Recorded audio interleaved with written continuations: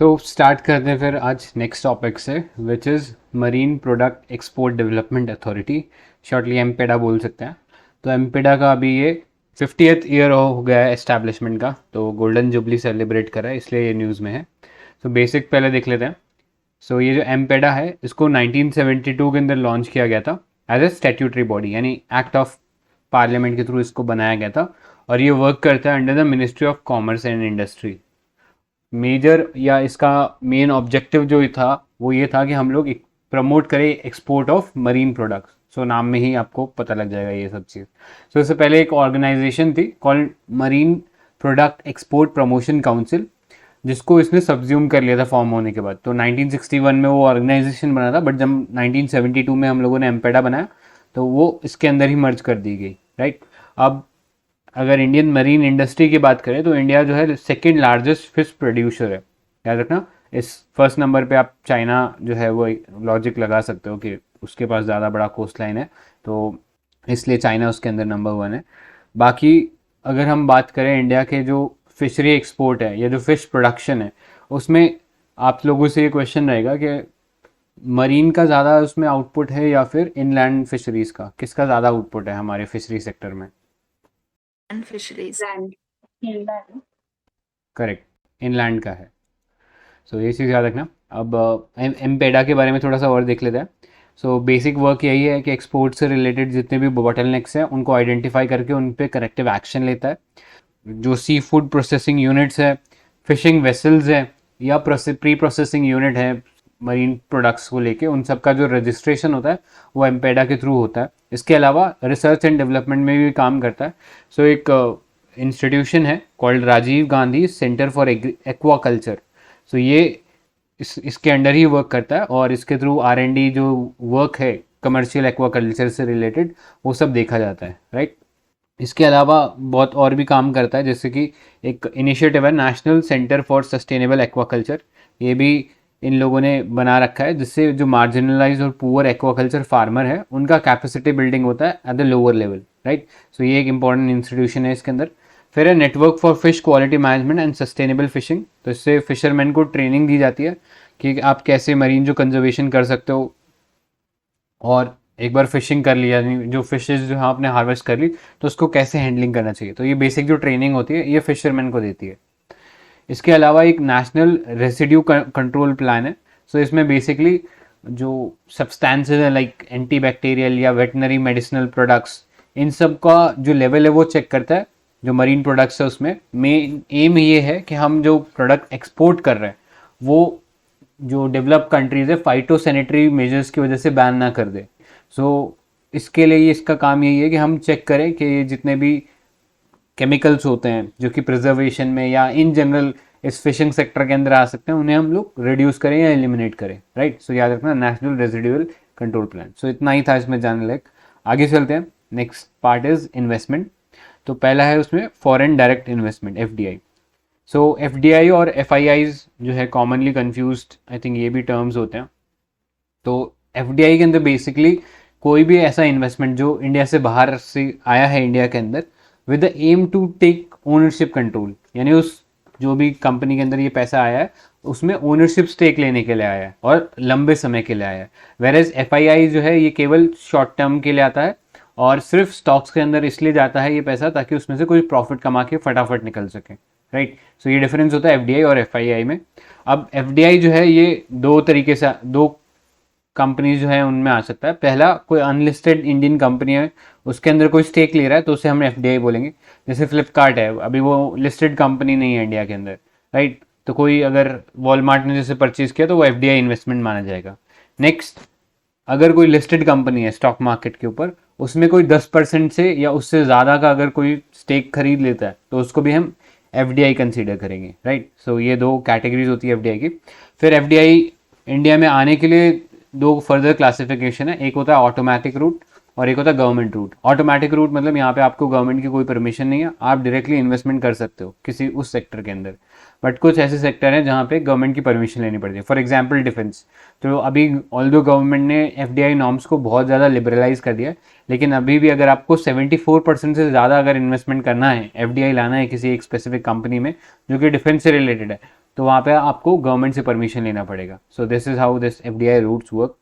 अभी इंडिया के अंदर कुछ ऐसे एरियाज अभी भी एग्जिस्ट करते हैं जहाँ पे FDI पूरी तरीके से प्रोहिबिटेड है. सो क्या क्या है वो एरियाज? वो है lottery, gambling, chit fund, Nidhi, real estate, manufacturing of tobacco, multi brand retail etcetera. So इन सब के अंदर FDI जो है वो भी रिस्ट्रिक्टेड है, ये याद रखना. आगे चलते हैं, इंडिया का प्रोफाइल देख लेते हैं FDI से रिलेटेड. सो इंडिया के अंदर पिछले 2 सालों के टाइम पीरियड में हम लोगों ने जो FDI का जो इनकमिंग था उसको डिक्लाइन होते हुए देखा है. यानी FDI का जो ग्रोथ है वो डिक्लाइन हुआ है. मतलब एज सच FDI तो आ रहा है कंट्री में, बट जो ग्रोथ था पिछले 2 सालों में वो डिक्लाइन हुआ है. और इसकी वजह से हम जो FDI है वो आउटफ्लो होता हुआ देख रहे हैं. मतलब लोग यहाँ से पैसा निकाल कर कहीं और ले जा रहे हैं. और सबसे ज़्यादा जो पैसा है इंडिया के अंदर, आगे देखेंगे कौन कौन सी कंट्री से आ रहा है, बट इसमें मॉरिशस और केमन आइलैंड का बहुत सिग्निफिकेंट कंट्रीब्यूशन है. और आपको पता ही है ये कंट्री से पैसा आने का एक पीछे कारण ये भी रहता है कि यहाँ से राउंड ट्रिपिंग पॉसिबल है. कुछ कंपनीज क्या करती है, यहाँ पे पैसा भेजती है और फिर दूसरी कंपनी, शेल कंपनीज के थ्रू अपनी कंपनी के अंदर इन्वेस्टमेंट लाती है. क्योंकि इन्वेस्टमेंट जब आता है तो उसके ऊपर नॉर्म्स जो है वो काफ़ी रिलैक्स्ड है, राइट. सो इस तरीके से अपने कई बार स्टॉक मार्केट्स को ऊपर उछालने के लिए, अपने कंपनी के स्टॉक को ऊपर उछालने के लिए भी ये प्रैक्टिसेस की जाती हैं, राइट. तो ये पता होना चाहिए.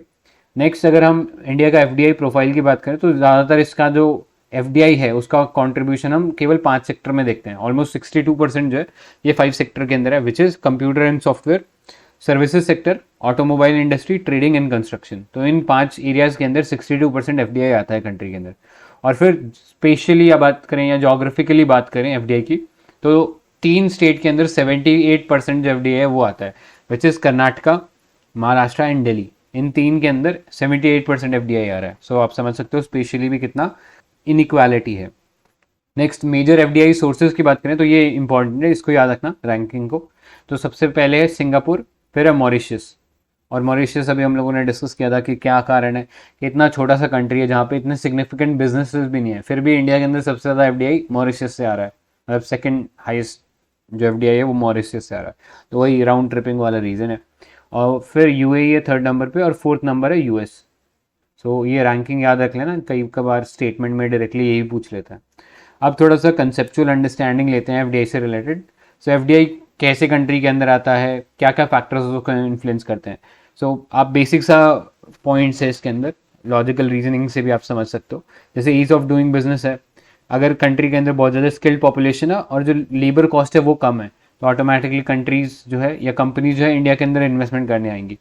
फिर साइज़ क्या है मार्केट का, मैक्रो इकोनॉमिक स्टेबिलिटी क्या है, इंस्टीट्यूशन कैसे हैं. तो इन सब फैक्टर से FDI जो है वो इम्प्रूव होएगी या इंडिया के अंदर ज़्यादा FDI आएगी. अब इससे इफेक्ट क्या होगा अगर FDI आती है? तो इससे इकोनॉमिक ग्रोथ होता है, एम्प्लॉयमेंट जनरेशन होता है, टेक्नोलॉजी ट्रांसफ़र होता है, इंडिया के जो इकोनॉमी की जो कॉम्पिटिटिवनेस है ये सब बढ़ती है, टैक्स रेवेन्यू बढ़ता है गवर्नमेंट के लिए. सो ये सब एडवांटेजेस आप समझ ही सकते हो, इसमें ज़्यादा कुछ समझने जैसा था नहीं. सो आगे चलते हैं, कुछ अदर डेवलपमेंट्स देखते हैं फॉरेन इन्वेस्टमेंट से रिलेटेड. सो पहला है foreign investment facilitation portal, FIFP. तो ये एक सिंगल पॉइंट इंटरफेस है जिसके अंदर FDI जो इंडिया के अंदर आना होता है उसको फैसिलिटेट किया जाता है. सो अभी इसको 5 ईयर्स हो गए हैं, इसलिए ये न्यूज़ में है. FIFP जो है ये department of promotion of industry and DPIT जो है, जो कि मिनिस्ट्री ऑफ कॉमर्स और इंडस्ट्री के अंडर आता है, वो इसको रन कर रहा है. सो ये चीज़ इसके बारे में याद रखना. नेक्स्ट, ये फॉरेन एक्सचेंज मैनेजमेंट रूल जो है ये कोई काम का नहीं है, सो लेट्स स्किप दैट. फिर आगे चलते हैं, United nation conference on trade and development, UNCTAD. सो ये एक रिपोर्ट निकालता है, वर्ल्ड इन्वेस्टमेंट रिपोर्ट. और इसमें ऐसा पाया गया कि इंडिया ने एक पोजीशन का जंप किया, मतलब इसकी पोजीशन इंप्रूव हुई है और हम अब 7th पोजीशन पे आ गए हैं in top FDI recipient countries in the year 2021. So top पे कौन था इस लिस्ट के अंदर? सो हम देख रहे हैं US जो था वो टॉप पे था, और फिर चाइना है, और फिर हांगकॉन्ग है. सो ये टॉप 3 कंट्रीज़ ये हैं और इंडिया की रैंकिंग इसमें 7th है, तो ये इंपॉर्टेंट है हमारे लिए. अब बात कर लेते हैं UNCTAD का बारे में थोड़ा सा. तो UNCTAD का हेडक्वार्टर जो है जिनेवा के अंदर आता है और ये एक परमानेंट इंटरगवर्नमेंटल बॉडी है जो कि UNGA के द्वारा एस्टैब्लिश की गई थी इन 1964. अब ये और भी कुछ रिपोर्ट्स निकालती है, जैसे trade and development report, innovation report, और डिजिटल इकोनॉमी रिपोर्ट और ये सब रिपोर्ट्स ये निकालती है, राइट। सो ये पता होना चाहिए इसके बारे में, इंपॉर्टेंट ऑर्गेनाइजेशन है। और बाकी जो वर्ल्ड इन्वेस्टमेंट रिपोर्ट है वो हम लोगों ने देख ही लिया। सो यहाँ पे सी टी ए डी का हेडक्वार्टर हम लोगों ने जिनेवा में देखा। कोई और आप ऑर्गेनाइजेशन बता सकते हो जो हम लोगों ने अभी इस पीटी में ही पढ़ी है, जहाँ पे हम लोगों ने देखा कि उनका भी हेडक्वार्टर जिनेवा में है? Any organisations? WHO का है जिनेवा में। हम्म। लाइक तो बहुत सारे ऑर्गेनाइजेशन है, मतलब आप देख सकते हो WTO का भी है, और फिर वीपो का भी है, वर्ल्ड इंटेलेक्चुअल प्रॉपर्टी ऑर्गेनाइजेशन, और वर्ल्ड इकोनॉमिक फोरम का भी जिनेवा स्विट्जरलैंड में है। तो ऐसे ही थोड़ा कनेक्ट करते रहो डॉट्स को, तभी जाके ये चीज़ें क्लियर होंगी। ठीक है, सो आई गेस आगे चलते हैं। So exchange rate dynamics and next part. So इसमें पहला टॉपिक जो है वो है इंडियन रुपी डिप्रिसिएशन। सो अभी इंडियन रुपी का बहुत ज़्यादा स्लाइड हो रहा था, मतलब डिप्रिसिएशन हो रहा था with respect to the dollar. ठीक है, डॉलर के मुकाबले ऑलमोस्ट 83 तक चला गया था रुपी। सो उसको स्टेम करने के लिए, यानी उसको रोकने के लिए, आरबीआई ने थोड़े से इंटरवेंशंस लिए थे। और वो इंटरवेंशन क्या थे? तो जैसे फॉरेन इन्वेस्टमेंट हो गया, उसमें रिलैक्सेशन दे दिया। एक्सटर्नल कमर्शियल बोरिंग और जो नॉन रेजिडेंशियल इंडियन के डिपॉजिट्स हैं, इन सब में रिलैक्सेशन दे दिया, ताकि ये पैसा जो फॉरेन, जो डॉलर डिनोमिनेटेड है, वो इंडिया के अंदर आए और हम जो है डॉलर सरप्लस हो। राइट। वैसे तो डॉलर हमारे पास हमारे एक्सचेंज जो फॉरेक्स है उसके अंदर रहता ही है, लेकिन गवर्नमेंट या जो आरबीआई, उसकी कोशिश ये थी कि और ज़्यादा डॉलर आए, ताकि हम लोग, आरबीआई जो है फिर वो डॉलर को बेचकर डॉलर का जो सप्लाई है मार्केट में बढ़ा सके। तो जैसे ही सप्लाई बढ़ेगा तो ऑटोमेटिकली, आपको पता है जैसे ही सप्लाई बढ़ता है तो उसकी वैल्यू कम होती है।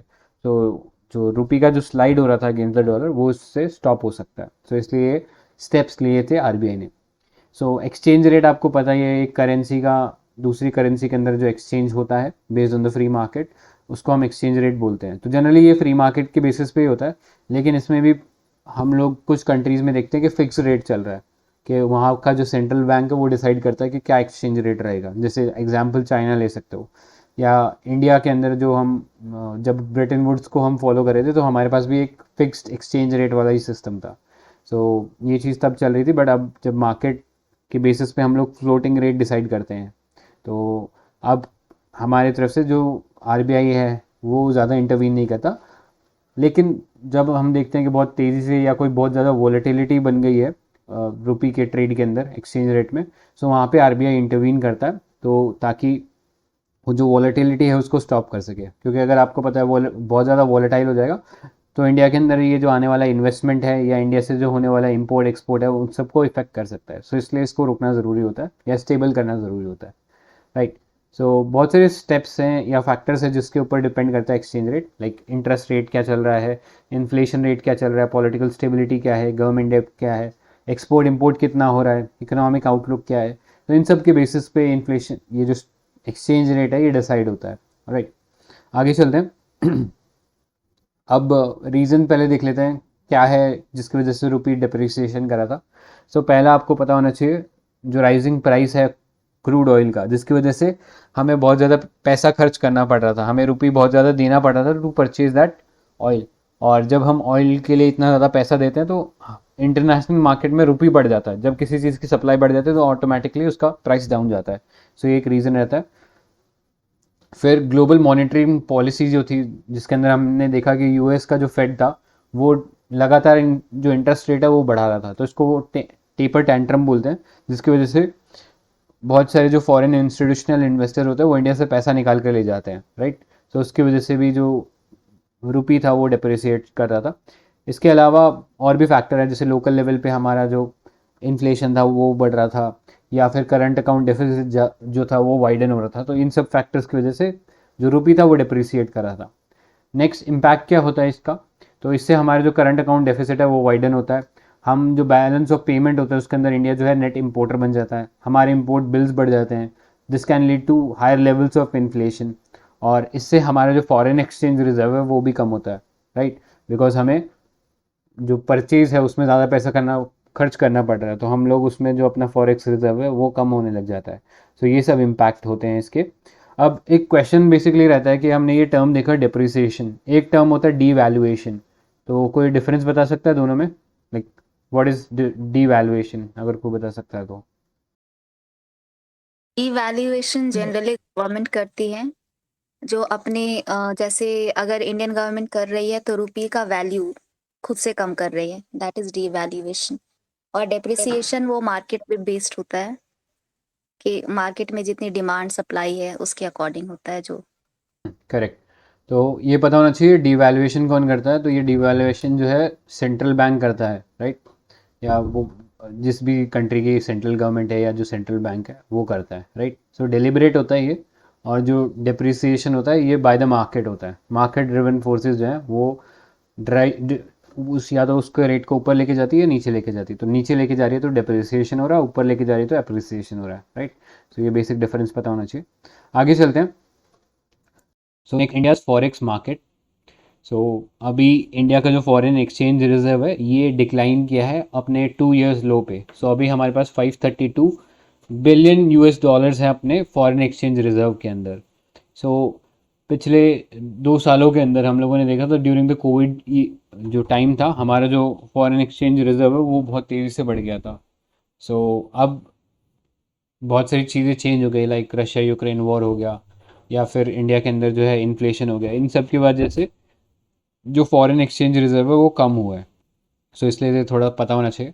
सो कंट्री मेंटेन क्यों करती है फॉरेन एक्सचेंज रिजर्व, आपको पता ही है, क्योंकि जितना भी हम एक्सपोर्ट या इम्पोर्ट जो हम चीज़ें इंपोर्ट करते हैं उसे हमें फॉरेन करेंसी के टर्म्स में ही रिपे करना होता है। सो इसलिए फॉरेन एक्सचेंज रिजर्व हमें चाहिए होता है, राइट। और एज यू ऑल नो कि डॉलर जो है वो सबसे ज़्यादा हमारे फॉरेन एक्सचेंज रिजर्व में, इनफैक्ट जो 50% जो हमारा पूरा जो फॉरेन एक्सचेंज करेंसी एसेट है उसके अंदर 50% जो है वो यूएस डॉलर है, राइट। सो ये पता होना चाहिए।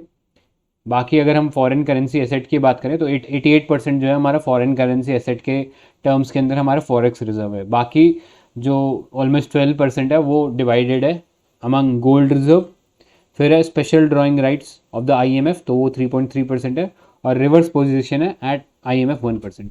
तो रिवर्स पोजीशन के बारे में आपको पता ही है, ये वो फंड है जो हम लोग आईएमएफ के साथ एक अकाउंट के अंदर रखते हैं, राइट। तो अगर कभी बहुत सिचुएशन बहुत ज़्यादा ग्रेव सिचुएशन हो गई कि हमें हमारे पास बैलेंस ऑफ पेमेंट करने के लिए दिक्कत आ रही है, तब हम ये रिवर्स पोजीशन को यूज़ कर सकते हैं।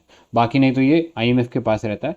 और ये डिसाइड कैसे होता है, ये डिसाइड होता है कोटा सिस्टम से, राइट। ये कोटा बेसिकली आपकी जो वोटिंग पावर होती है उसके हिसाब से आपको एक कोटा मिलता है, और उसी के हिसाब से आपको एक रिवर्स पोजीशन या रिवर्स ट्रांस बोलते हैं इसको, जो आईएमएफ के साथ क्रिएट करनी पड़ती है, right. So I hope clear हो गया होगा ये वाला पार्ट। अब ये जो पूरा फॉरेन एक्सचेंज रिजर्व है हमारा उसमें लार्जली करेंसीज की बात करें तो हम लोगों ने देखा 50% तो यूएस डॉलर है। बाकी इसके अलावा यूरो है, ब्रिटिश पाउंड है, जापानीज येन है और चाइनीज़ युआन इसमें देखने को मिलता है। बाकी स्पेशल ड्राइंग राइट जो होता है वो भी इन्हीं करेंसीज का ही कॉम्बिनेशन होता है, लेकिन वो आईएमएफ का एक एक्सक्लूसिव डॉक्यूमेंट होता है या एक एक्सक्लूसिव इंस्ट्रूमेंट होता है, राइट। अब ये जो पूरा फॉरेन एक्सचेंज रिजर्व है इंडिया में आरबीआई मैनेज करता है अंडर 2 एक्ट्स। तो one is the RBI act 1934 and the second is foreign exchange management act 1999, ठीक है, फेमा के अंदर ये मैनेज होता है। नेक्स्ट अगर हम बात करें, सो रोल हम लोगों ने इसका या इसका इंपॉर्टेंस हम लोगों ने देखा कि ये असिस्ट करता है गवर्नमेंट को ताकि वो जो अपना एक्सटर्नल डेट है ऑब्लिगेशन का उसको फुलफिल कर सकती है, वो हैंडल कर सकती है किसी भी तरह के मार्केट रिस्क को, और सपोर्ट कर सकती है confidence in the exchange rate and monetary policy of the country. So ये इतना ही इसका इंपॉर्टेंस है फॉरेन फॉरेक्स रिजर्व का। सो जैसे जैसे हम लोग इंटरनेशनलाइजेशन ऑफ रुपी कर रहे हैं वैसे वैसे हमारा जो फॉरेन एक्सचेंज का ऊपर जो डिपेंडेंस था वो कम होता जाएगा। अगर इंडियन करेंसी जो है या इंडियन रुपी जो है अगर वो इंटरनेशनल करेंसी बन जाता तो शायद हमें ये फॉरेन करेंसी एसेट मेंटेन करने की बहुत कम ज़रूरत पड़ेगी, ठीक है। आगे चलते हैं। नेक्स्ट है ग्लोबल इंस्टीट्यूशन। तो इसमें पार्ट के अंदर जितने भी इंपॉर्टेंट इकोनॉमी से रिलेटेड जितने भी इंस्टीट्यूशन हैं उनको हम देखेंगे। पहला है इंटरनेशनल मॉनेटरी फंड आईएमएफ। सो अभी ये न्यूज़ में इसलिए देगा बिकॉज इंडिया के जो यूनियन मिनिस्टर हैं जो फाइनेंस के वो पार्टिसिपेट कर रहे थे at the international monetary and financial committee IMFC. So ये क्या है उसको जानने से पहले हम थोड़ा सा आईएमएफ के बारे में देख लेते हैं। आईएमएफ का हेडक्वार्टर जो है ये वॉशिंगटन डीसी के अंदर है, और ये बना था under the Bretton Woods conference, right. तो ब्रेटन वुड्स एग्रीमेंट के अंदर 2 ऑर्गेनाइजेशन बनती है, एक बना था आईएमएफ और दूसरा बना था वर्ल्ड बैंक, राइट। सो ये पता होना चाहिए। और अगर किसी को वर्ल्ड बैंक ज्वाइन करना है, वर्ल्ड बैंक ग्रुप, तो उसको सबसे पहले आईएमएफ का मेंबर बनना पड़ेगा। सो ये कंडीशन पता होनी चाहिए। इंडिया इसका फाउंडिंग मेंबर है और ये कुछ रिपोर्ट निकालते हैं जिसके बारे में पता होना चाहिए। एक है वर्ल्ड इकोनॉमिक आउटलुक और फिर है ग्लोबल फाइनेंशियल स्टेबिलिटी रिपोर्ट। सो ये दो फ्लैगशिप रिपोर्ट हैं आईएमएफ की। इसके अलावा एक चीज़ याद रखने की ये है कि आईएमएफ जनरली कंट्रीज़ को तब हेल्प करता है जब वो बीओपी क्राइसिस में आते हैं। बीओपी क्राइसिस आपको पता ही है, बैलेंस ऑफ पेमेंट क्राइसिस में, तब जाके ये कंट्रीज़ को हेल्प करता है। सो इंडिया को 1991 के अंदर हेल्प किया था, आपको पता ही है, जिसके बाद एलपीजी रिफॉर्म्स लाने पड़े थे। और अभी पाकिस्तान को हेल्प करने की कोशिश कर रहा है क्योंकि वहाँ पे भी बीओपी क्राइसिस चल रहा है, राइट। सो अब देखते हैं ये जो कमेटी हम लोगों ने देखी, इंटरनेशनल मॉनेटरी फाइनेंशियल कमेटी, ये क्या है। सो ये बेसिकली एक 24 मेंबर कमेटी है जिसके अंदर जो मेंबर स्टेट हैं आईएमएफ के, उसके जो सेंट्रल बैंक के जो गवर्नर हैं या जो मिनिस्टर्स हैं उनके, वो पार्टिसिपेट करते हैं। और इसके अंदर बेसिकली जो ग्लोबल इशू है, इंटरनेशनल फाइनेंशियल सिस्टम से रिलेटेड जितने भी ग्लोबल इश्यूज हैं उसके ऊपर डिस्कशन होता है। सो एज सच इसके अंदर कोई डिसीजन मेकिंग पावर नहीं है, बस ये एक स्ट्रैटेजिक डायरेक्शन देता है आईएमएफ के जो वर्क है उसको। सो याद रखना ये आईएमएफ सी जो है ये 2 साल, मतलब साल के अंदर 2 बार मीट करता है, ये पता होना चाहिए। और इसके अलावा जो आईएमएफ है उसके अंदर जो बोर्ड ऑफ गवर्नर होता है वो हाईएस्ट डिसीजन मेकिंग बॉडी होता है आईएमएफ के अंदर, और उसको असिस्ट करती है 2 कमिटीज़। तो जिनमें से एक कमेटी हम लोगों ने देखी विच is the international monetary and financial committee, ये कमेटी, और दूसरी जो कमेटी है वो है डेवलपमेंट कमेटी। तो ये दोनों कमिटीज़ मिलके बोर्ड ऑफ गवर्नर्स को हेल्प करते हैं। सो अल्टीमेटली इसमें जो मेजर पावर वाली अथॉरिटी है ये बोर्ड ऑफ गवर्नर्स ही है। सो इतना ही था इसमें याद रखने लायक। आगे चलते हैं। नेक्स्ट है स्पेशल ड्राइंग राइट, इससे से रिलेटेड न्यूज़ है। सो आईएमएफ ने स्पेशल ड्राइंग राइट जो है एक इंटरनेशनल रिजर्व क्रिएट कर रखा है, या इंटरनेशनल रिजर्व एसेट बोल सकते हो। सो ये कॉम्बिनेशन है बहुत सारी 5 करेंसीज का, या बास्केट है ऑफ 5 करेंसीज। तो 5 करेंसीज जो हम लोगों ने अभी डिस्कस करी थी वही है। यूएस डॉलर है, फिर यूरो है, फिर चाइनीज़ युआन है, फिर जापानीज़ येन है, और लास्टली ब्रिटिश पाउंड स्टर्लिंग है, राइट। सो इन करेंसीज के अंदर जो यूएस डॉलर है इसको सबसे ज़्यादा वेटेज है, और फिर लास्ट के अंदर जो है ब्रिटिश पाउंड स्टर्लिंग है उसकी सबसे लोवेस्ट वेटेज है, राइट। सो ये पता होना चाहिए, एसडीआर इन 5 करेंसीज का एक कॉम्बिनेशन है। अब रिसेंटली ये जो आईएमएफ है इसने रिवाइज किया था, इसकी जो बॉडी है उसने रिवाइज किया था अपना ये स्पेशल ड्राइंग राइट का जो क्राइटेरिया है। इसमें जो वेटेज है यूएस डॉलर और चाइनीज़ युआन की, इसको रिव्यू किया गया, और चाइनीज़ युआन जो है इसका जो वेटेज है इस एसडीआर के अंदर इसको बढ़ा दिया गया है। बिकॉज चाइना की इकोनॉमी का आप समझ ही सकते हो साइज़ कितना बड़ा हो गया, तो ऑटोमेटिकली इस एसडीआर के अंदर भी उसका इंपॉर्टेंस दिख रहा है, राइट। सो इतना ही था इसमें जाने लायक। आगे चलते हैं। नेक्स्ट है वर्ल्ड बैंक ग्रुप। इसका भी अगेन हेडक्वार्टर जो है वॉशिंगटन डीसी यूएसए के अंदर है, और अभी हम लोगों ने देखा आईएमएफ का भी यहीं सेम जगह ही हेडक्वार्टर है। सो इनफैक्ट इन दोनों ऑर्गेनाइजेशन को ब्रेटन वुड्स ट्विन बोलते हैं, बिकॉज ये दोनों ही जो है ब्रेटन वुड एग्रीमेंट से स्टार्ट हुई थी ऑर्गेनाइजेशन, राइट। मेंबरशिप हम लोगों ने देख लिया पहले।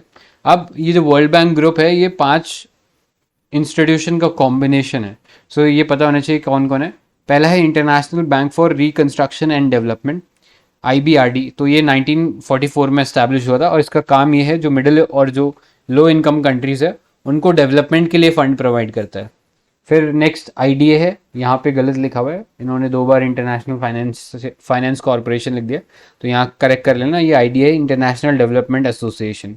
सो ये 1960 में इस्टेब्लिश हुआ था, और ये इंटरेस्ट फ्री लोन प्रोवाइड कराता है to the poorest country, right. Again development में ही हेल्प करता है।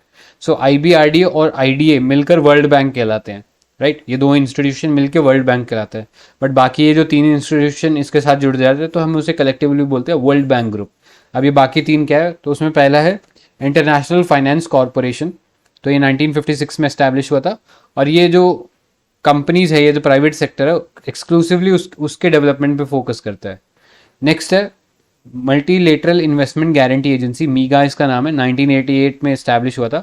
सो ये कंट्रीज़ के जो एफडीआई है वो लाने में हेल्प करता है, और लेट्स से कोई कंट्री है वो किसी और कंट्री के अंदर इन्वेस्टमेंट करती है तो उसके इन्वेस्टमेंट को प्रोटेक्ट करने का काम करता है उस कंट्री के अंदर जहाँ पे ये इन्वेस्टमेंट गया है। सो ये रोल है मीगा का। और लास्ट है इसके अंदर international centre for settlement of investment dispute. So नाम से पता लग रहा है जो भी डिस्प्यूट होती है कंट्रीज़ के बीच में, कंपनीज़ के बीच में, या कंपनीज़ और कंट्री के बीच में उसको रिजॉल्व करने का ये काम करता है। सो इंडिया जो है वर्ल्ड बैंक का पार्ट है, और ये जो 5 ऑर्गेनाइजेशन है इसमें से केवल 4 का ही मेंबर है। सो वो 4 ऑर्गेनाइजेशन, ये पहली 4 है, राइट। IBRD, IDA और IFC और मीगा का इंडिया पार्ट है, but India is not a part of ICSID।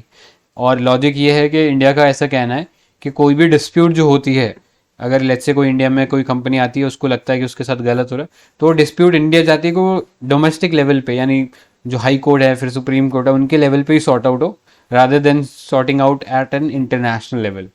सो इसलिए इंडिया ने ICSID का मेंबर नहीं बन रखा है। सो ये पता होना चाहिए। इसके अलावा वर्ल्ड बैंक जो ग्रुप है ये कौन कौन सी रिपोर्ट निकालता है, तो ये पता होना चाहिए। पहला है ग्लोबल फाइनेंशियल डेवलपमेंट रिपोर्ट, फिर है वर्ल्ड डेवलपमेंट रिपोर्ट, और फिर है ग्लोबल इकोनॉमिक प्रोस्पेक्ट। सो ये रिपोर्ट्स इंपॉर्टेंट है, ये पता होनी चाहिए। सो अब चलते हैं आगे, देखते हैं की concepts and information on the external sector. So पहला है एंटी डंपिंग ड्यूटी। सो अभी इंडिया ने इनिशिएट किया ये anti dumping duty against few countries. अब वो किसके खिलाफ किया है और क्यों किया है वो काम का नहीं है, ये पता होना चाहिए एंटी डंपिंग ड्यूटी क्या है। सो ये बेसिकली एक प्रोटेक्शनिस्ट टैरिफ है या प्रोटेक्शनिस्ट पॉलिसी है, जिसके अंदर हम कोई दूसरी कंट्री के द्वारा या किसी कंपनी के द्वारा, फॉरेन कंपनी के द्वारा, हमारे जो डोमेस्टिक मार्केट है उसके अंदर अगर वो अपने प्रोडक्ट्स डंप करती है, डंप इन द सेंस कि जो फेयर वैल्यू है उन प्रोडक्ट्स का उससे नीचे अगर वो बेचती है, तब हम उसके खिलाफ ये प्रोटेक्शनरिस्ट टैरिफ लगा सकते हैं। सो जनरली इस टाइप की डंपिंग एक्सरसाइज जो है ये प्रीडेटरी प्रैक्टिसेस में आती है। प्रीडेटरी मतलब कि आप जो है मार्केट, डोमेस्टिक मार्केट जहाँ पे आप ये प्रोडक्ट्स को डंप कर रहे हो, वहाँ पे आप जो डोमेस्टिक मैन्युफैक्चरिंग है उसको ख़त्म करने की कोशिश करो। जब आप उसका ओरिजिनल जो वैल्यू है, मैन्युफैक्चरिंग में जितना वैल्यू लगता है उससे कम में अगर आप बेचोगे, तो ऑब्वियस सी बात है आप कंपटीशन ड्राइव आउट करने की कोशिश करो, कंपटीशन ख़त्म करने की कोशिश करो। सो इसलिए WTO के अंदर ये चीज़ अलाउड है कि आप एंटी डंपिंग ड्यूटी लगा सकते हो ऐसे प्रोडक्ट्स पे जो कि फेयर मार्केट वैल्यू से नीचे अपना सामान डंप करे किसी और कंट्री के अंदर, राइट। सो ये प्रीडेटरी प्रैक्टिस है और एंटी डंपिंग ड्यूटी अलाउड है, और ये याद रखना WTO कंप्लायंट है। और कौन से रूल्स के अंदर आती है, तो हमारे इंडिया के अंदर जो कस्टम टैरिफ एक्ट है 1975 का, उसके अंदर डंपिंग के बारे में एक्चुअली लिखा हुआ है। अब ये लगाता कौन है एंटी डंपिंग ड्यूटी, तो ये पता होना चाहिए directorate general of trade remedies. ये हमारा मिनिस्ट्री ऑफ कॉमर्स के अंडर आता है। वो रिकमेंड करता है कि किसके ऊपर एंटी डंपिंग ड्यूटी लगानी चाहिए, नहीं लगानी चाहिए। सो ये चीज़ याद रखना। ये directorate general of trade remedies जो है ये मिनिस्ट्री ऑफ कॉमर्स के अंडर आता है। कई बार आपको कंफ्यूज कर सकते हैं मिनिस्ट्री ऑफ फाइनेंस डाल के, तो कंफ्यूज मत होना, मिनिस्ट्री ऑफ कॉमर्स इसका राइट आंसर है। आगे चलते हैं, नेक्स्ट है इंडियाज कॉम्पिटिटिवनेस रोड मैप। सो ये इकोनॉमिक एडवाइजरी जो काउंसिल है जो कि PM को रिकमेंड करती है इकोनॉमिक मैटर्स पे, उन्होंने ये कॉम्पिटिटिव रोड मैप निकाला है for India at 100, right. So ये ओवरऑल जो प्रोडक्टिविटी है उसके ऊपर फोकस कर रहा था, इससे ज़्यादा इसमें जाने लायक कुछ नहीं है, राइट। सो आगे चलते हैं, बट आगे जाने से पहले आप लोगों से एक सवाल रहेगा। इसी PT में हम लोगों ने एक रिपोर्ट देखी थी जो कि economic advisory council to PM ने निकाली है। सो कोई उस रिपोर्ट का नाम बता सकता है, क्या नाम था उस रिपोर्ट का?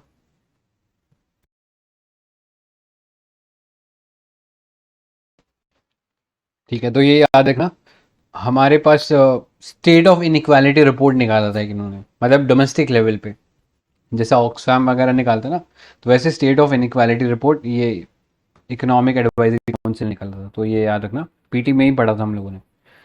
सो आगे चलते हैं, नेक्स्ट पार्ट है वर्ल्ड कॉम्पिटिटिवनेस इंडेक्स 2022। सो ये निकालता कौन है? ये निकालता है इंस्टीट्यूट फॉर मैनेजमेंट डेवलपमेंट। सो इस इंस्टीट्यूट ने अपनी रिपोर्ट में ऐसा पाया कि इंडिया ने 6 प्लेसेस जंप कर लिया पोजीशन में, तो 43rd से हम 37th पोजीशन पे आ गए, और एशिया के अंदर शार्पेस्ट राइज था किसी भी इकोनॉमी के अंदर, राइट। सो ये चीज़ याद रखना, ये जो वर्ल्ड कॉम्पिटिटिवनेस इंडेक्स है, ऐसा ही एक सिमिलर रिपोर्ट जो है वर्ल्ड इकोनॉमिक फोरम में निकालता है, उसका नाम है global competitiveness report. So confuse मत होना, दोनों डिफरेंट रिपोर्ट्स हैं। अब थोड़ा सा वर्ल्ड इकोनॉमिक फोरम के बारे में देख लेते हैं। सो याद रखना, हेडक्वार्टर जिनेवा स्विट्जरलैंड में है इसका, और ये नॉट फॉर प्रॉफिट ऑर्गेनाइजेशन है जहाँ पे हम लोग पब्लिक प्राइवेट पार्टनरशिप के ऊपर बात करते हैं। इंडिया इसका एक मेंबर है, और रिपोर्ट्स ये जो निकालता है उसके बारे में पता होना चाहिए। पहला है ग्लोबल कॉम्पिटिटिवनेस रिपोर्ट, फिर ग्लोबल जेंडर गैप रिपोर्ट, ये हम लोगों ने पहले भी डिस्कस किया था। ऐसा ही एक सेम रिपोर्ट जो है आई थिंक वर्ल्ड बैंक भी निकालता है, सो उससे कंफ्यूज मत होना। नेक्स्ट है ग्लोबल रिस्क रिपोर्ट, और अभी रिसेंटली एक रिपोर्ट निकालने लगा ये ग्लोबल साइबर सिक्योरिटी आउटलुक, तो ये याद रखना, इसके फ्लैगशिप रिपोर्ट्स हैं। आगे चलते हैं, रूल्स ऑफ ओरिजिन। सो अभी ये जो central board of indirect taxes और कस्टम है, उन लोगों ने एक जो इश्यू अराइज हो रहा था because of the conflict between two rules which were custom rules 2020, short form में इसका नाम था सी कार आर, और जो आर ओ है rules of origin under the F T A. अगर इन दोनों के बीच में कन्फ्लिक्ट हो जाता है तो प्रेवलेंस जो होगी या प्रायोरिटी जो है provisions of F T A और इट्स रूल्स ऑफ ओरिजिन को दी जाएगी। सो याद रखना, ये जो कस्टम्स के अंदर जो हमारा ये रूल्स है 2020 और जो रूल्स ऑफ ओरिजिन एफटीए के अंदर अगर कभी कंफ्यूजन हो जाता तो प्रेवलेंस जो है एफटीए के जो प्रोविजंस है उनको दी जाएगी। सो ये रूल्स ऑफ ओरिजिन बेसिकली ये बताते हैं या इसलिए बनाया गया था ताकि हम डिटरमाइन कर सकें कि ये एक स्पेसिफिक कंट्री से ही प्रोडक्ट आया कि नहीं आया। सो इनफैक्ट इसको लाया इसलिए गया था, बहुत सारी कंट्रीज़ के साथ हम एफ साइन करते हैं, फ्री ट्रेड एग्रीमेंट, जहाँ पे हम उनसे कम कस्टम ड्यूटी के ऊपर सामान इंपोर्ट कर लेते हैं। सो ये चीज़ इंश्योर करने के लिए कि कोई जैसे चाइना जैसी कंट्री वो इसका गलत तरीके से इस्तेमाल कर सकते हैं, कि वो क्या कर सकते हैं, अपने सामान को पहले ऐसी कंट्री में भेज सकते हैं जिसमें इंडिया के साथ एफटीए साइन कर रखा हो, और फिर वहाँ से कम या ज़ीरो इंपोर्ट कस्टम ड्यूटी के ऊपर हमारे इंडिया के अंदर सामान को भेज सकते हैं। सो इसको बंद करने के लिए, ऐसे माल प्रैक्टिस को बंद करने के लिए ये रूल्स ऑफ ओरिजिन लाया गया। तो रूल्स ऑफ ओरिजिन में स्पेसिफिकली लिखा हुआ है कि कोई भी जो इम्पोर्टर है जो कि ऐसी कंट्री से सामान ला रहा है उसको ये चीज़ बतानी पड़ेगी कि वो जो सामान लाया है उसके अंदर एटलीस्ट 35% या इससे ज़्यादा जो वैल्यू एडिशन है उस गुड के अंदर वो जिस कंट्री से ये सामान आया है उसी के अंदर हुआ है। तो ये रूल्स ऑफ ओरिजिन इसके ऊपर बात करते हैं। तो याद रखना ये नंबर इंपॉर्टेंट है, 35% वैल्यू एडिशन होना चाहिए, तभी हम उसे उस कंट्री का मानेंगे। अदरवाइज वो अगर वो चाइना से राउट करके भेजा गया तो उसे हम रिजेक्ट कर सकते हैं under this FTA, right. So ये पता होना चाहिए। आगे चलते हैं, next is export import bank. So government of India ने एस्टैब्लिश किया था ये export import bank, EXIM bank भी बोलते हैं इसे, 1981 में, और ये एक्सटेंड करता है लाइन ऑफ क्रेडिट्स। और किसको करता है ये, तो जो फॉरेन इंस्टीट्यूशंस है या जो रीजनल डेवलपमेंट बैंक्स है या सॉवरेन गवर्नमेंट्स है, इनको ये पैसा देता है या लाइन ऑफ क्रेडिट देता है जिसके थ्रू वो इंडिया के थ्रू सामान को इम्पोर्ट कर सकते हैं। यानी इंडिया के एक्सपोर्ट बढ़ाने के लिए हम लोगों ने एग्जिम बैंक बनाया था। सो ये पता होना चाहिए। आगे चलते हैं, नेक्स्ट इज निर्यात पोर्टल। तो ये बेसिकली एक वन स्टॉप प्लेस है जहाँ पे आप इंडिया का जो पूरा फॉरेन ट्रेड पोर्टफोलियो है उसको चेक कर सकते हो। तो इसमें आप देख सकते हो कहाँ से कौन सा सामान जो है वो भेजा जा रहा है, कौन सी कंट्री को भेजा जा रहा है, ईयर ऑन ईयर बेसिस पे वो सामान बढ़ा है कि नहीं बढ़ा है या कम हुआ है। तो ये सारी इन्फॉर्मेशन आपको इस एक प्लेटफॉर्म पे मिल जाती है। सो ये याद रखना, निर्यात पोर्टल है। Next, Indian business portal. So again हमारी गवर्नमेंट जो है बहुत सारे ऐसे प्लेटफॉर्म्स बनाने में लगी हुई है। इनका एम यही है कि हम जो फॉरेन इन्वेस्टर्स हैं उनसे इंडिया के अंदर पैसा लेके आएँ, राइट। सो इंडिया में जितना भी इकोनॉमिक एक्टिविटीज़ है या जो भी सेक्टर है उससे रिलेटेड जितनी भी इंफॉर्मेशन है वो इन पोर्टल्स के अंदर दी रहती है। सो ये बेसिकली हेल्प कर रहा है, ये स्पेसिफिक जो इंडियन बिजनेस पोर्टल है ये हेल्प कर रहा है हमारे जो एमएसएमईज जो हो गए या आर्टिशियंस या फार्मर्स को, ताकि वो बाहर के जो मार्केट्स हैं उनको एक्सेस कर सके। सो ये बेसिकली एक B2B business digital market place है।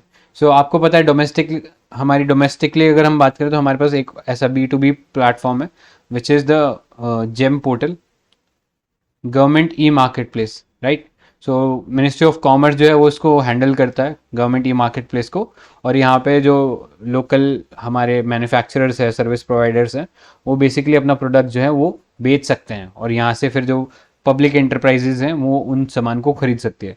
तो वैसे ही ये एक सेम पोर्टल है, मतलब वैसे ही सेम पोर्टल है, बट ये इंटरनेशनल इन्वेस्टर्स को या इंटरनेशनल बायर्स को टारगेट कर रहा है।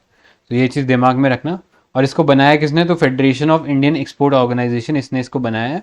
और मेजर एम ये है कि हम जो मेड इन इंडिया प्रोडक्ट्स है उसका एक्सपोर्ट को प्रमोट करें, ठीक है। सो इतना ही था इसमें। आगे चलते हैं, तो ये वाला आर्टिकल कुछ काम का नहीं है। Next, reverse currency war. So आपको पता है यूएस में जो फेड है, यूएस फेड, वो लगातार इंटरेस्ट रेट को हाइक कर रहा था, जिसकी वजह से जो डॉलर है वो अप्रिशिएट कर रहा था as compared to other currencies, right. So बहुत सारी करेंसीज जो है डॉलर के मुकाबले लूज कर रही थी या डिप्रिसिएट हो रही थी, और ऐसे में उन कंट्रीज़ के लिए जो एनर्जी इंपोर्ट है वो कॉस्टलियर हो रहा था।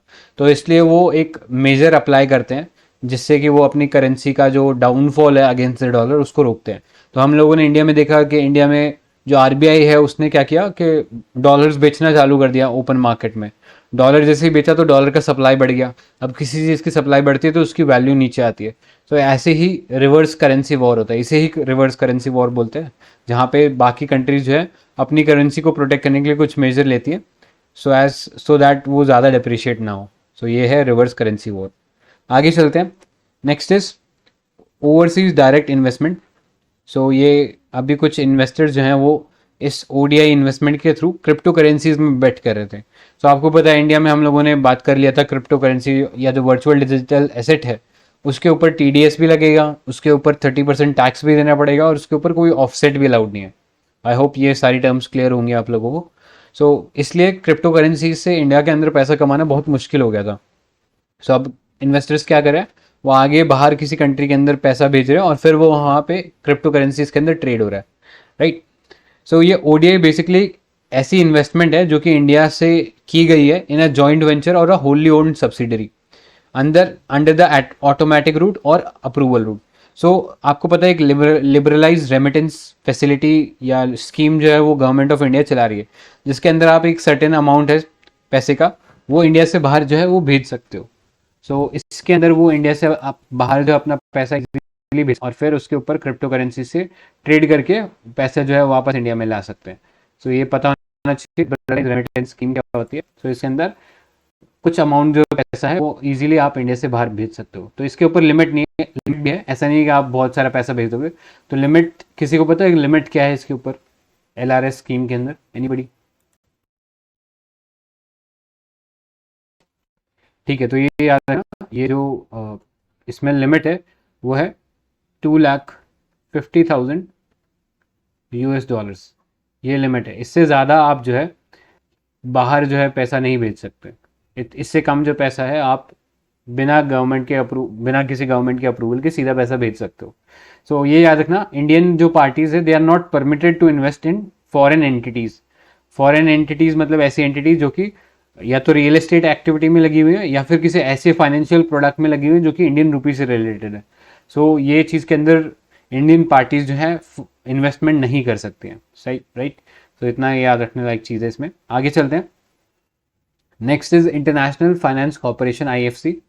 अभी हम लोगों ने डिस्कस किया ही था आईएफसी के बारे में under the world bank group. ये जो आईएफसी है इसने रिसेंटली लॉन्च किया है 6 billion global food security platform to strengthen the private sector's ability to respond to crisis and help support food production. ये बेसिकली अभी जो रशिया यूक्रेन क्राइसिस हुआ है उसकी वजह से जो फूड क्राइस अराइज हुआ है उसको टैकल करने के लिए बेसिकली बनाया गया है।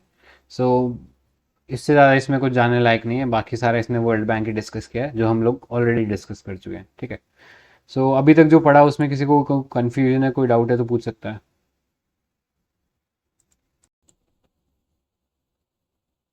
ठीक है, फिर आगे चलते हैं नेक्स्ट पार्ट पे। नेक्स्ट चैप्टर है innovation, skill development and entrepreneurship. इसमें पहला पार्ट है इनोवेशन का और इसमें पहला टॉपिक जो है वो है ग्लोबल इनोवेशन इंडेक्स। ये भी एक बहुत ही इंपॉर्टेंट इंडेक्स है, इसके बारे में पता होना चाहिए। ये ग्लोबल इनोवेशन इंडेक्स निकालता कौन है? ये निकालता है ये है वीपो, वर्ल्ड इंटेलेक्चुअल प्रॉपर्टी ऑर्गेनाइजेशन। ये in partnership with Portulans institute and various corporate partners, इन सब के साथ मिलकर ये रिपोर्ट निकालता है, राइट। याद रखना वीपो इस रिपोर्ट को निकालता है और इसमें अभी इंडिया के जो रैंकिंग है ये 40 था।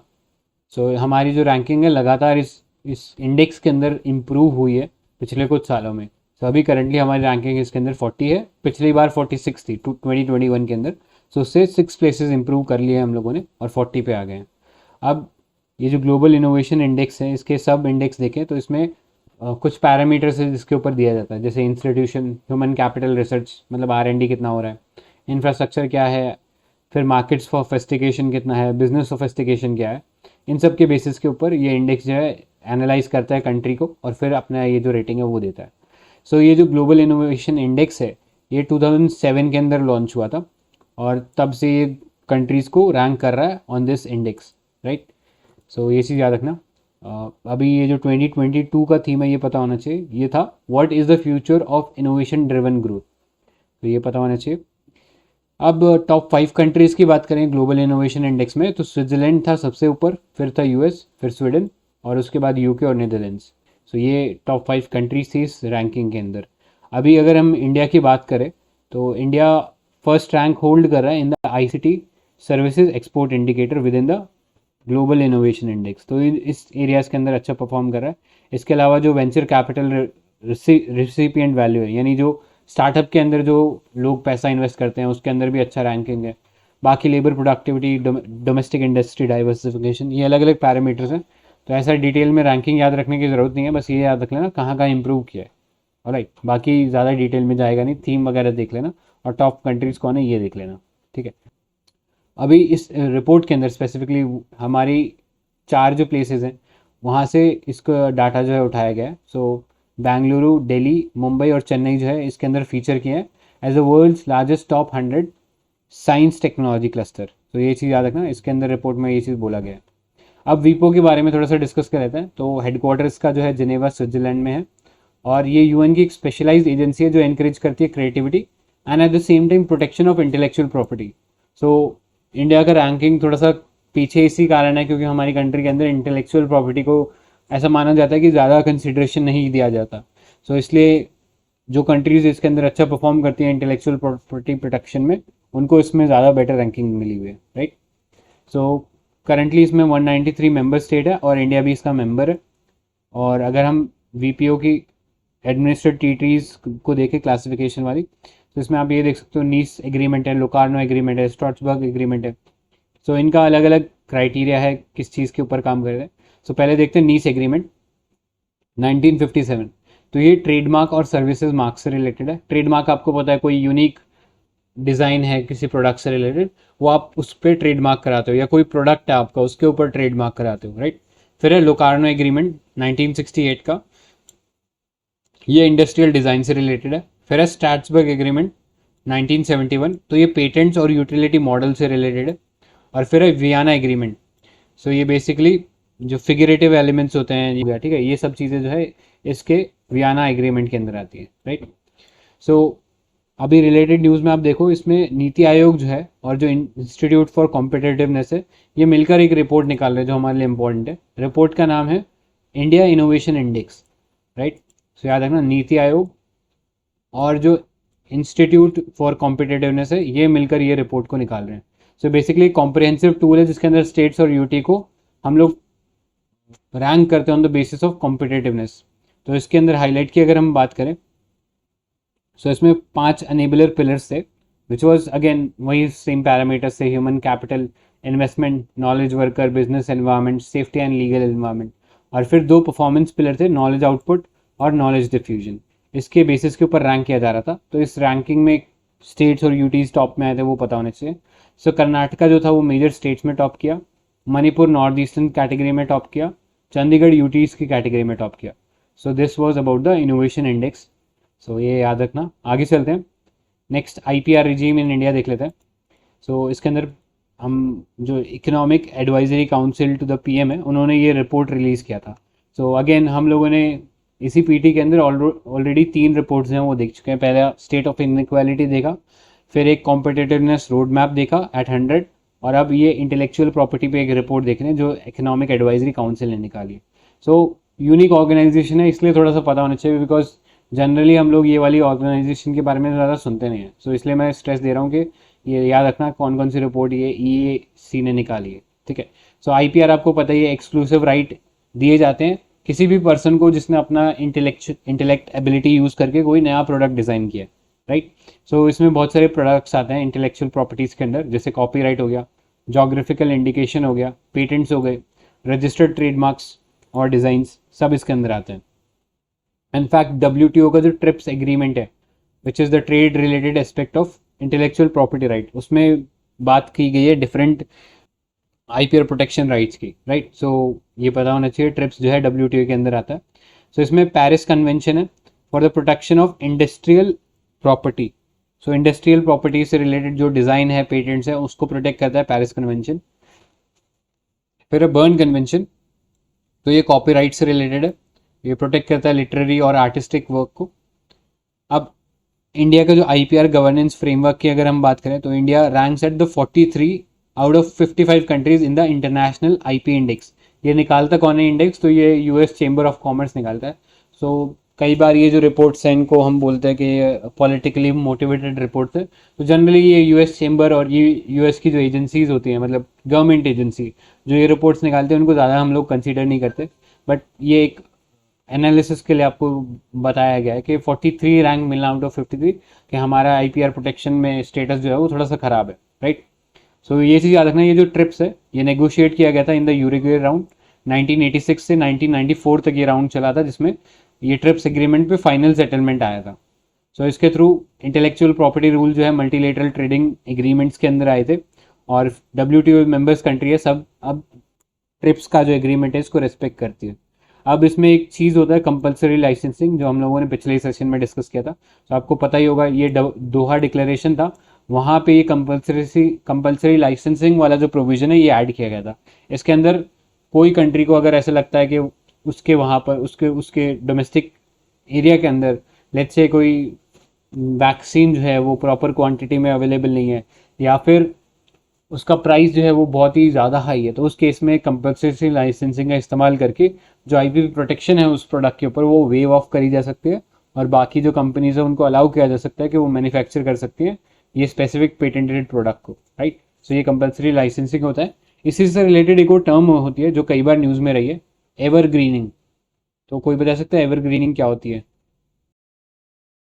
ये कंपनी मैल प्रैक्टिसेस करती है, मतलब ब्रांड कह लो, थोड़ा सा मॉडिफिकेशन करके वो लाइसेंस लेती जाती है, उसको एवरग्रीनिंग कहा जाता करेक्ट। तो बेसिकली स्लाइट मॉडिफिकेशन करके बार बार जो है ये इंटेलेक्चुअल प्रॉपर्टी राइट्स के अंदर आप प्रोटेक्शन नहीं ले सकते, राइट। सो ये पता होना चाहिए, एवरग्रीनिंग भी एक टर्म था।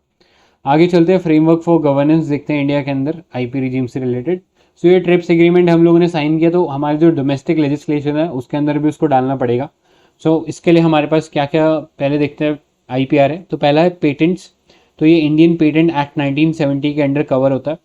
फिर है डिज़ाइन, ये डिज़ाइन एक्ट 2000 से अंडर कवर होता है। फिर है ट्रेडमार्क, सो ये ट्रेडमार्क एक्ट 1990 के अंदर कवर होता है। और ये पूरा का पूरा जो फ्रेमवर्क है ये आता है controller general of patent design and trademark, CGPDTM। तो कोई बता सकता है कौन सी मिनिस्ट्री के अंडर आता है ये controller general of patent design? Commerce. हाँ, मिनिस्ट्री ऑफ कॉमर्स के अंदर है, तो ये चीज़ याद रखना। सो ये छोटी छोटी डिटेल भी देखनी चाहिए हम लोगों को। आगे चलते हैं, नेक्स्ट इज कॉपीराइट्स। तो कॉपीराइट जो है 1957 का हमारे पास एक्ट है, रजिस्टर ऑफ कॉपीराइट के अंदर आता है। फिर बायोडाइवर्सिटी के लिए हमारे पास बायोडाइवर्सिटी एक्ट, तो इसके अंदर हम लोगों जो नेशनल बायोडाइवर्सिटी अथॉरिटी बना रखी है ये पता होना चाहिए। फिर जोग्राफिकल इंडिकेशन है, तो इसके लिए हमारे पास जीआई ऑफ गुड्स एक्ट है 1999 का, उसके अंदर जोग्राफिकल इंडिकेशन रजिस्ट्री है। बाकी फिर हमारे पास ट्रांजिस्टर और इलेक्ट्रॉनिक सर्किट बोर्ड से रिलेटेड है, the semiconductor integrated circuit layout design 2000, और ये semiconductor integrated circuit layout design registry के अंडर आता है। फिर है प्लांट्स वेराइटी एंड फार्मर्स के लिए, सो इसके लिए हमारे पास ये protection of plant varieties and farmer right act 2001 का, ये डिपार्टमेंट ऑफ एग्रीकल्चर के अंडर आता है। सो इसमें ये थोड़ा सा यूनिक है, और ये PPVFR जो है ये बहुत न्यूज़ में रहा है पिछले एक दो सालों से, तो इसको ज़रूर ढंग से देख लेना, right. So this is all about the intellectual property right in India, और उससे रिलेटेड जो भी एजेंसी है वो हम लोगों ने देख लिया, तो इसको थोड़ा सा रिवाइज कर लेना अच्छे से। आगे चलते हैं, next is national intellectual property awareness mission, नाम है इसका नीपम। सो ये नीपम जो है ये एक फ्लैगशिप प्रोग्राम है ministry of commerce and industry का, जिसके अंदर जो इंटेलेक्चुअल प्रॉपर्टी रिलेटेड जो अवेयरनेस है और बेसिक ट्रेनिंग जो है वो दी जाएगी to 1 million students, right. So 1 million students को दिया जाएगा। इसको इम्प्लीमेंट कौन कर रहा है, तो अभी जो हम लोगों ने एजेंसी देखा था CGPDTM, वही इसको इम्प्लीमेंट करा है। इनफैक्ट उसका जो इंटेलेक्चुअल प्रॉपर्टी ऑफिस है वो इसको इम्प्लीमेंट करेगा। सो याद रखना मिनिस्ट्री ऑफ कॉमर्स के अंडर है ये, और 1 मिलियन स्टूडेंट्स को इसके अंदर जो इंटेलेक्चुअल प्रॉपर्टी राइट्स है उसके ऊपर नॉलेज प्रोवाइड किया जाएगा।